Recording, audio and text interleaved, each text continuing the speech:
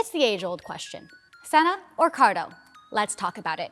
Hey guys, welcome back to the ATGATT Show, your guide to buying off the rack. I'm your host, Ariel, aka the Little Big Girl. Now, keep in mind, everything I talk about is really my opinion based off of my experience selling motorcycle gear and apparel for 7 seasons, as well as all of my customer feedback and conversations with tons of brand reps and suppliers.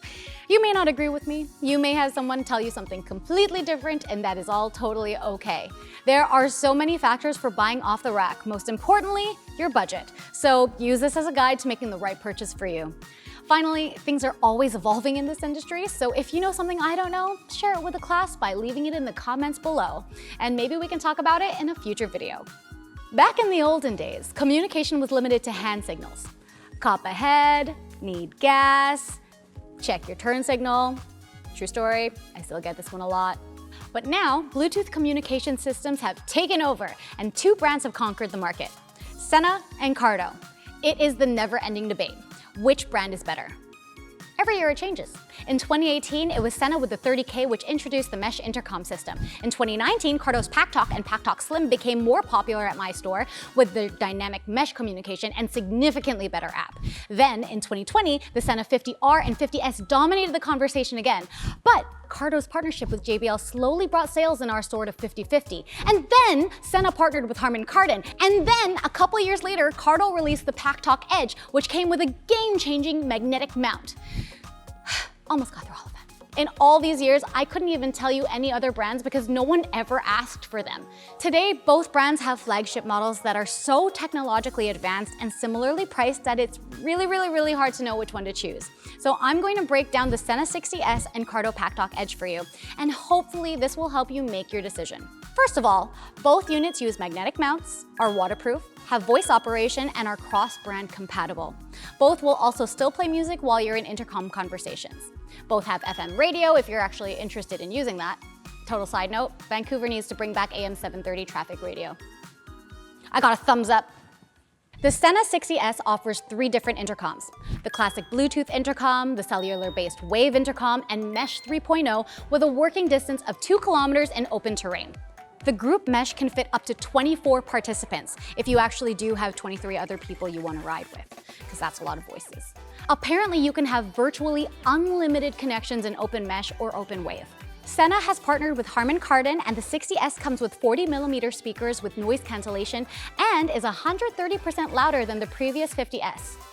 Also, I love the jog dial system on the unit, which is really easy to feel and control with your gloves, no matter how thick they are. The 60S now also comes with an integrated flashlight, comes with 4 different faceplates, and customizable LED, which is cool if you like that kind of thing. It also boasts 24 hours of talk time using Bluetooth or 17 hours using Mesh 3.0. I do really love that the single kit comes with 2 helmet mounts, which means you don't have to buy an additional clamp kit, which can be an additional $200-ish. But what exactly is Wave Intercom? According to Sena, by using cellular networks, Wave Intercom can pretty much connect anyone, anywhere that has service, with no limitations on group size. The 60S will also seamlessly switch between Wave Intercom and Mesh as necessary, with no interruption in connection. Basically, you should be able to talk with your friends that live on the other side of town on your way to your meetup location. No more distance barrier. Wave Intercom has 2 modes: Geo-based intercom and friends-based intercom. When Geo-based intercom is activated, you can connect with fellow Wave users within your Wave zone, which, depending which source you read, is either a 1-mile radius or 5-mile radius. Friends-based intercom is the Wave version of a private group. The Wave phone application also has live location display, so it is easy to keep track of everyone in your group. Apparently, it doesn't use much data to run too, so you don't have to worry about running out of gigs in your phone plan. Non-Sena users can also download the app to join the Wave, of course, with limitations. What are they? I'm not 100% sure. This technology was just introduced this year, so I'm genuinely curious to see how it performs.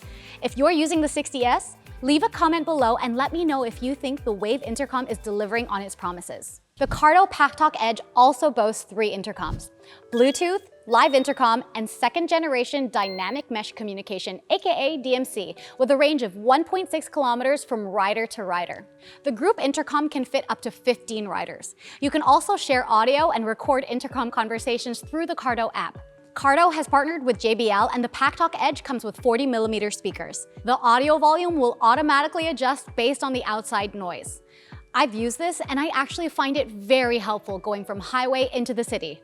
No jog dial needed, although I do still really like the jog dial. You will get 13 hours of talk time on one full charge, but if you are short on time, you can get 2 hours talk time after just a 20-minute charge. Upgrade to the Packtalk Pro for an additional $60 and you will get 45mm JBL speakers, automatic on-off, and crash detection. If the unit detects a crash, it will notify your emergency contact. At the moment, the crash detection system requires data coverage. That means that it currently only works for on-road scenarios, and you will need to have your phone on you. Speaking of, the Cardo phone app is pretty straightforward and easy to use. For a few years, the ease of the app was the deciding factor for a lot of my customers. I do wonder how that will change with the introduction of Sena's Wave app. Also, if you have multiple helmets, a second helmet kit for either the Edge or the Pro will cost you around $140. So which one should you get?